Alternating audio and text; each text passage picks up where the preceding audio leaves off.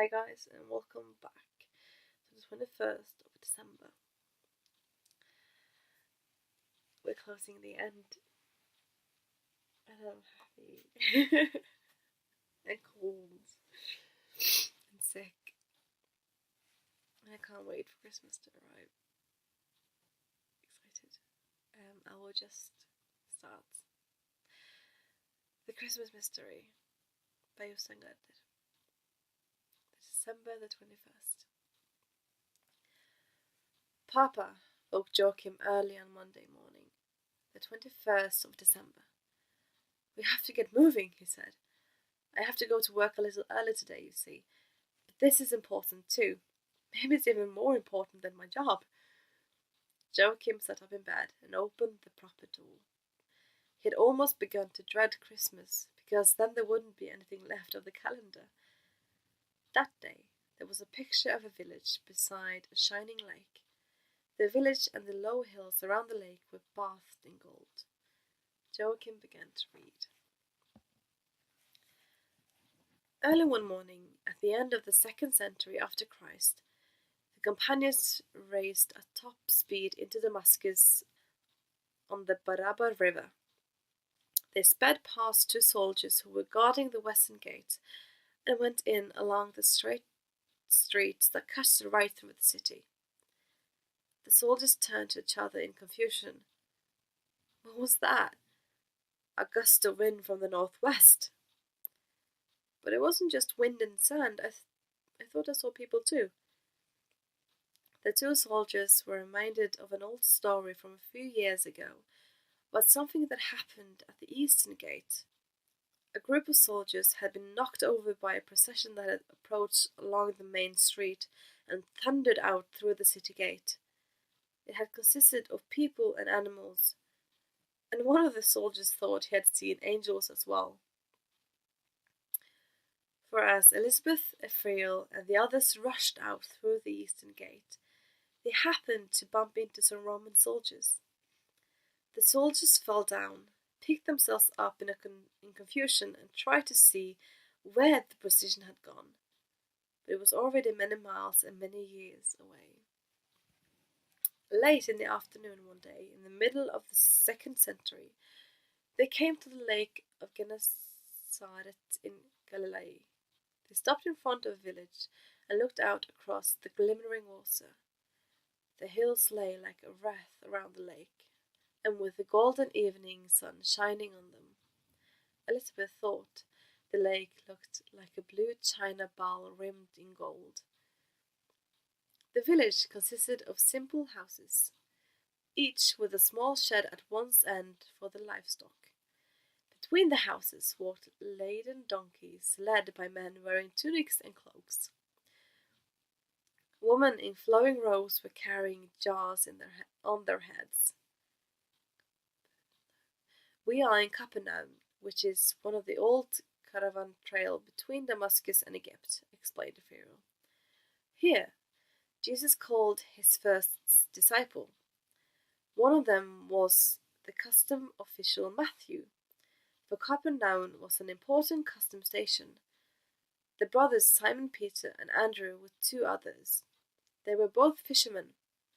Follow me, said Jesus, and I will make you fishers of men. He helped them to catch ordinary fish too, Imperial hastened to add. Yes, indeed. Ephraim nodded. Once, when Jesus was standing by the lake to speak to a large crowd of people, he saw 2 boats further down the beach. One of them belonged to Simon Peter. Jesus got on Peter's boat and asked him to set out, and he talked to the crowd from the boat on the lake. That was a good idea, because then all the people could see him as he spoke. When he finished speaking, he asked Simon Peter to row farther out and cast his net there. Peter said he had fished all night and not caught a single fish. All the same, he did as Jesus asked, and he caught so many fish that the net broke from the weight. Another time, they were out on the lake, Imperial said. Suddenly a storm blew up, and the disciples were terrified of drowning, but Jesus just lay down and slept. In the end, he had to quiet down the storm so as to calm the disciples.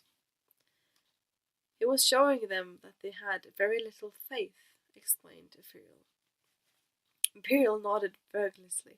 Yes, indeed. Yet another time, the disciples were out on the lake alone, when Jesus came towards them walking on the water. When the disciples saw him, they were scared. They thought he was a ghost or something. But when Simon Peter saw it was Jesus, he thought he'd shown off to prove how great his faith was. So he stepped out of the boat and walked on the water too. It went well at first, but in short time he became afraid of the waves and began to sink. He called to Jesus to come and save him. Joshua struck his shepherd's crook against a pile of broken stones. To Bethlehem! To Bethlehem! They sped off along the shore of the lake of Gennesaret. Before long, Ephriel called to them to stop. He pointed up at a shelf on the rock. That's where Jesus gave the famous Sermon on the Mount. He talked about the most important things he wanted to teach us. And what were they? Elizabeth wanted to know. Imperial spread his wings, jumped up in the air, and said, Our Father, who art in heaven, hallowed be thy name. Thy kingdom come. Thy will be done on earth as it is in heaven. Here he was interrupted by Ephriel. Yes, he taught them to pray. Above all, he wanted to teach human beings to be kind to one another. But he also wanted to show that nobody is perfect in the sight of God, but that it's all right. Blessed are the merciful, said Imperial. Whosoever shall smite thee on thy right cheek, turn to him the other also. Love your enemies, and pray for those who persecute you. Whatsoever ye would that men should do to you, do ye even so unto them. That's enough, thank you, interrupted Ephriel. But now you remember it all. I should hope so, as one of the angels of the Lord. All three wise men obviously wanted to say something. Caspar and Balthasar nodded at Melchior and let him speak. But it's not enough to learn the rules of life by heart. It's more important to try to follow them. And the most important thing is to do something for people in need, for people who are sick and poor, and for people fleeing from their homes. That is the message of Christmas. To Bethlehem, called Joshua again. To Bethlehem!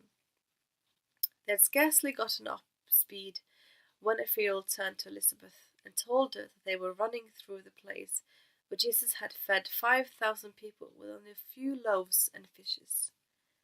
Yes, indeed, exploded Imperial. Jesus wanted to share the little they had. If only they could learn to share with each other, nobody would be hungry or poor. When they came to the village of Tiberias, they turned from the lake of Gennesaret and up through a hilly area. At the head of a fertile valley with palms and fruit trees was another village.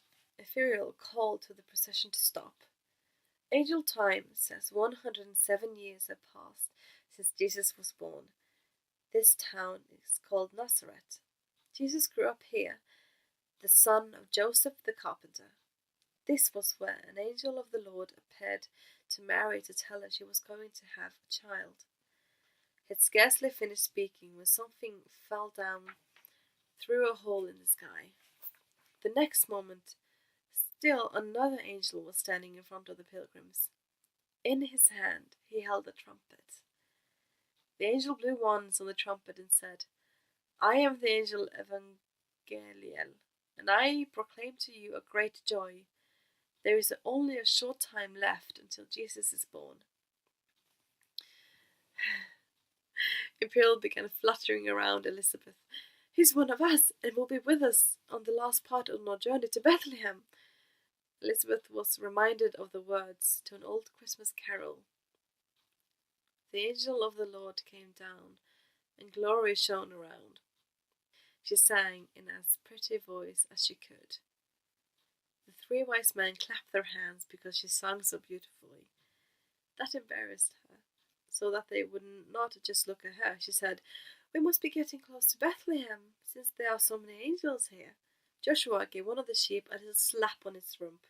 To Bethlehem, to Bethlehem. Now there were only 100 years to go before they reached the city of David. Now things are starting to fall into place, Papa said. Mama turned towards him in surprise. You mean they arrived in the Holy Land? Papa shook his head. Quirinius said something yesterday when they were approaching Damascus. It's good to be home again, he said. Naturally, that was because the governor of Syria may well have lived in Damascus, but I seemed to hear John's voice. It's good to be home again. You mean John made the magic advent calendar and he really does come from Damascus? Joachim said. Papa nodded. Who is Quirinius in this extraordinary story? It was Quirinius who gave Elizabeth an advent calendar, the one with the picture of the fair-haired girl. That's how he's imaged himself into the story he's telling. He and the young woman he met in Rome. He's put it into the middle of this long story. Although Quirinius and that advent calendar only come in the 12th and the 13th chapters, Quirinius has said Dixie all the time when he's something to say. That means I have spoken. And I hear John's voice again. He has spoken, and what he has said is in this remarkable advent calendar. You're right, said Mama. But an interesting piece of information came out today, Papa went on. What? Asked Mama and Joachim together. The old flower seller has described many towns and places on the long journey to Bethlehem. But today, the description was more exact. He writes about the straight street that cuts right through Damascus from the western to the eastern gate. Only someone familiar with the place would write like that. Perhaps so, said Mama. But don't you think he might have heard the old story about the soldiers who were knocked over by a procession of angels? Nonsense, Papa said, snorting. Then he stopped himself. But nothing can be discounted. If only we could find him. Joachim was thinking about something very different. He looked down at the piece of paper he'd been reading from, put his finger on one of the sentences and said, The wise man said it's important to do something for people who are fleeing from their homes. What do you think he meant by that? I suppose he was thinking of refugees and people like that, Papa said. Exactly, said Joachim. That's just what I thought. What about it? Asked Mama. I thought it had something to do with the lady in the photo. She was a refugee, and she was his girlfriend. Before Joachim fell asleep that evening, he spent a little time playing with the letters of the alphabet. He thought about John, who had met Elizabeth in Rome, and about Roma, which turned into a word that meant love when he read it backwards. Finally, he wrote some magic letters in his little notebook.